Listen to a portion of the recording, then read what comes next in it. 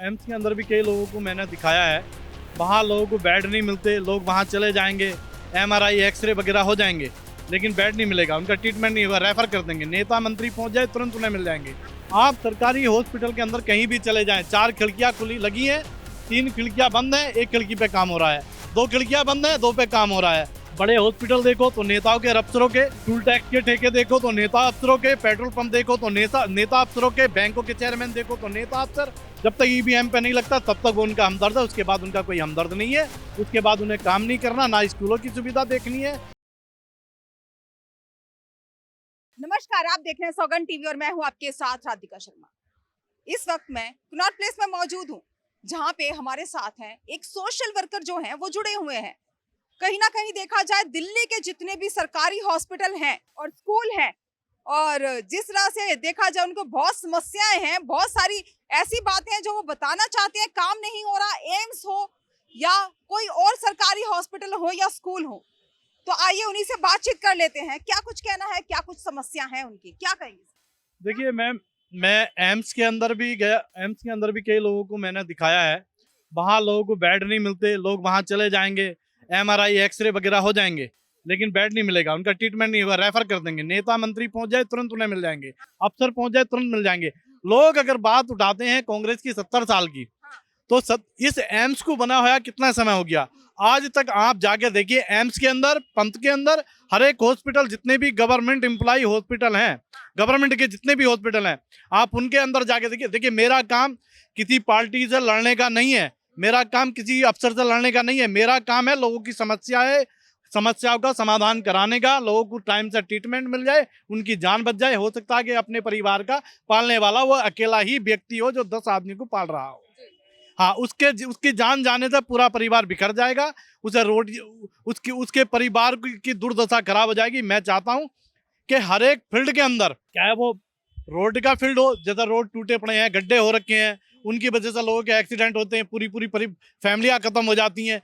जनता उस पर, government employ जो हैं वो वहाँ के क्षेत्रीय विधायक हों, क्षेत्रीय पार्षद हों, क्षेत्रीय सांसद हो, जब रोड से गुजरते हैं उन पर भी ध्यान दें। क्षेत्रीय विधायक सांसद जो भी हैं वो हॉस्पिटलों पे भी ध्यान दें, एजुकेशन पे भी ध्यान दें, स्कूलों पे भी ध्यान दें। एक गवर्नमेंट, पहले मैं स्कूल की बात करता हूँ। बोला जा रहा है कि जिस तरह से दिल्ली में जब आए थे, सीएम आए थे केजरीवाल, उन्होंने कहा था शिक्षा को मैं बेहतर कर दूंगा, और उनका कहना भी है कि मैंने शिक्षा को बहुत बेहतर किया है, जो स्कूल है बहुत अच्छे किए गए। मैं केजरीवाल का समर्थक नहीं हूँ, लेकिन केजरीवाल ने कुछ हद तक हॉस्पिटलों को भी दशा दी है, कुछ हद तक उन्होंने शिक्षा में भी दशा दी है, ऐसा नहीं है कि नहीं दिया है। जिन डीपीएस जैसे बड़े बड़े स्कूल थे उनमें गरीबों के एडमिशन नहीं होते थे, कोटा होता था लेकिन एडमिशन नहीं होते थे, उसमें एडमिशन हुए हैं, करे हैं लोगों ने, काम हुआ है। केंद्र विद्यालय में भी हुआ कि गवर्नमेंट के बच्चे पढ़े, आम आदमी के नहीं पढ़े, उसमें भी हुआ है। स्कूल की फील्ड में, इसके क्या हॉस्पिटल की फील्ड में भी काम हो रहा है, ऐसा नहीं है कि नहीं हो रहा है। अगर 1-1.5 महीने तक हॉस्पिटल में अगर नहीं होता, लंबा टाइम मिलता है, तो वो दूसरे प्राइवेट हॉस्पिटल में जाके अपना इलाज करा सकता है, और उसकी पेमेंट जो है स्टेट सरकार करती है। ये मैंने खुद देखा, जो सच है वो बोल रहा हूँ। हालांकि मैं अरविंद केजरीवाल का ना कल समर्थक है, ना आज हूँ, ना हूँगा, क्योंकि कुछ नीतियां ऐसी हैं उनकी जिसकी वजह से उनके कुछ जो कैंडिडेट हैं वो बहुत खराब हैं, चोरी डकैती कर रहे हैं, उससे मैं बहुत भयभीत हूँ, मुझे वो पसंद नहीं है। इसकी वजह से उनकी छवि खराब हो रही है, उस पर भी वो ध्यान दे। एक बात, दूसरी बात यह है, आप सरकारी हॉस्पिटल के अंदर कहीं भी चले जाएं, 4 खिड़कियां खुली लगी हैं, 3 खिड़कियां बंद हैं, 1 खिड़की पे काम हो रहा है, 2 खिड़कियां बंद हैं, 2 पे काम हो रहा है। लोगों को वहां चले जाओ, वहां चले जाओ, वहां चले जाओ, वहां चले जाओ, दौड़ा दौड़ा के उसकी हालत खराब हो जाती है। जैसा पंत हॉस्पिटल हुआ, आरएमएल हुआ, आप उनकी लाइन देखिए। जब आपके पास बजट है, पैसा है, तो क्यों ना उनमें इतना काम किया जाए जिससे लोगों को ट्रीटमेंट मिले। प्राइवेट हॉस्पिटल में आप ले जाओ, 2 दिन में ऑपरेशन हो जाता है। आप जो है अभी मैदानता चले जाओ, 7 लाख 8 लाख, वो हाई क्लास के लोगों का है, सारे नेताओं का, अफसरों का है। उनमें जाओगे, सारी प्रॉपर्टियों पे जो कब्जा कर रखा है, जो आम जनता को सुख चाहिए, वो नेताओं ने कर रखा है और बड़े अफसरों ने कर रखा है। बड़े हॉस्पिटल देखो तो नेताओं के, अफसरों के, टूल टैक्स के ठेके देखो तो नेता अफसरों के, पेट्रोल पंप देखो तो नेता अफसरों के, बैंकों के चेयरमैन देखो तो नेता अफसर। कहीं भी एक फील्ड में चले जाओ, रोडों के ठेके देखो तो नेता अफसरों के, और तुम्हारे दवाइयों के बड़े कॉन्ट्रैक्ट देखो तो नेता अफसरों के, फैक्ट्रियां देखो तो नेता अफसरों की। आम आदमी जिए तो जिए कहाँ। क्या वजह है कि जब वोट पाने होते हैं, कोई भी पार्टी जब उसको वोट चाहिए होते हैं तब तो आम जनता के बीच में जाती है, उसकी समस्या भी सुनती है, देखिए, लेकिन उसके बाद जब मैं वो जीत बताता हूं। जाते हैं, जो सत्ता में आ जाती हैं, वो कहीं ना कहीं उसके बाद जनता को ही दरकिनार कर देते हैं, उन्हीं की समस्या नहीं सुनी जाती। सिर्फ जनता को आपसे 5 से 7 10 से 15 सेकंड के लिए यूज किया जाता है। सिर्फ जनता को 5 साल वो ये जो है 1 साल से इलेक्शन आने से 1 साल पहले से जो है क्षेत्रीय दौरे करते हैं। क्षेत्रीय दौरों की समस्याएं देखने के बावजूद भी क्षेत्र में काम नहीं करते। सिर्फ 10 से 15 सेकंड के लिए, जब तक उसका फिंगरप्रिंट उस पर नहीं लगता वोटिंग मशीन पे, जब तक ईवीएम पे नहीं लगता तब तक वो उनका हमदर्द है। उसके बाद उनका कोई हमदर्द नहीं है। उसके बाद उन्हें काम नहीं करना, ना स्कूलों की सुविधा देखनी है, ना रोडों की सुविधा देखनी है, ना हॉस्पिटलों की सुविधा देखनी है। और तो और, अगर किसी नेताजी की घर के आगे कोई आम आदमी गाड़ी पार्किंग कर दे, उसे भी खड़ा नहीं होने देते, उसे भी खड़ा नहीं होता। ये कभी कल परसों मेरे साथ जेडीयू के नेता जी हैं, नीतीश कुमार जी के ऑफिस के सामने हुआ है मेरे साथ। मैं उसे दिखा दूंगा, मेरे पास कॉल भी आया, बहुत उससे तू मैं भी हुई है। और वो ऐसे आरोप लगा रहा था मेरे ऊपर कि मेरे को पीटा। मैंने कहा जैसे कपड़े तुमने सफेद पहन रखे हैं, ऐसा मन भी सफेद कीजिए। हाँ, और ऐसे ही हॉस्पिटलों की स्थिति है। किसी की एमआरआई मशीन खराब है, किसी की एक्सरे मशीन खराब है, आज दवाइयां नहीं है, आज ये नहीं है, आज वो नहीं है। अरे भाई, जब सरकारी हॉस्पिटल जो होते हैं उनका तो बजट होता है उनके पास, फिर भी अगर उनके पास सुविधाएं नहीं है, मैं उसके ये बात नहीं कह रहा, मैं तो ये कह रहा हूँ आप चलिए मेरे साथ, मैं सर्वे कराऊंगा। अगर आपके चैनल में हिम्मत है, आप चलिए मेरे साथ, सर्वे कराऊंगा। और उसके डायरेक्टर उसमें हिम्मत है, इस बात को दे लिख के स्वास्थ्य मंत्रालय में बैठ के बात करूंगा। ऐसे बात नहीं करने वाला। और मैं हर एक व्यक्ति की, आप एम्स में अभी चले मेरे साथ, लोगों की समस्या दिखाता हूँ। अभी जाएंगे ना, वो एडमिट होंगे ना कुछ होंगे, ना वो मरते हैं ना जिंदे रहते हैं।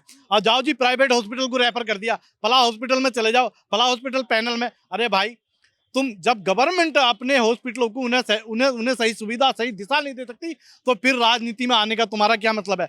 हर एक नेता 5 साल के लिए आता है, 1000 करोड़ की डकैती डाल लेता, 10,000 करोड़ की डाल लेता, और फिर भी देशभक्त कहलाता है। ये कौन सी देशभक्ति भैया? तुम देश के लोगों को लूट रहे हो, अपने लोगों को लूट रहे हो, अपने परिवार के लोगों को लूट रहे हो, और फिर भी देशभक्त हो तुम, है?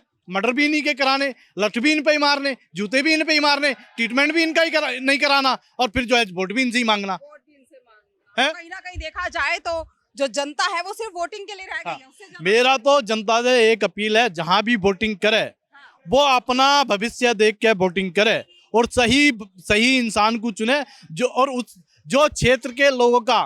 जैसे मेरा यूपी क्षेत्र है, उसमें बाढ़ आ जाती है, 2-2 किलो 5-5 किलो चने और 500-500 रुपए दे दिए। 1 बीघे जमीन में कम से कम 15,000 रुपए का खर्चा आता है, जमीन जोतने का और बोने का। हाँ, और जब वो बाढ़ खत्म कर देती है तो 1 रुपया किसान को मिलता नहीं, 500 रुपए और 600 रुपए में कुछ नहीं होता। और ये बात मैं आपको प्रेजेंट में दौरे करा सकता हूँ। बाढ़ ना डीएम जाता है, ना एडीएम जाता है, और ना पटवारी जाता है। और सिर्फ पटवारी से फर्ज निकलवाने जाओगे, लाओ 50 रुपए, लाओ 500 रुपए, आज ये हो गया, वो हो गया, ऐसा हो गया, दुनिया भर के बहाने मार देंगे। आज साहब आए नहीं, आज घर रह गए, आज बाहर रह गए। इन गवर्नमेंट एम्प्लॉइयों की वजह से कुछ पार्टियां भी बदनाम हो रही है। पार्टियों के जो बड़े नेता हैं, जो पार्टियों के राष्ट्रीय अध्यक्ष हैं, उन्हें सोचना चाहिए, अपने वर्करों से काम कराएं जमीनी स्तर पे, और जमीनी स्तर पे काम कराने के बाद जब जनता से अपना सहयोग लें।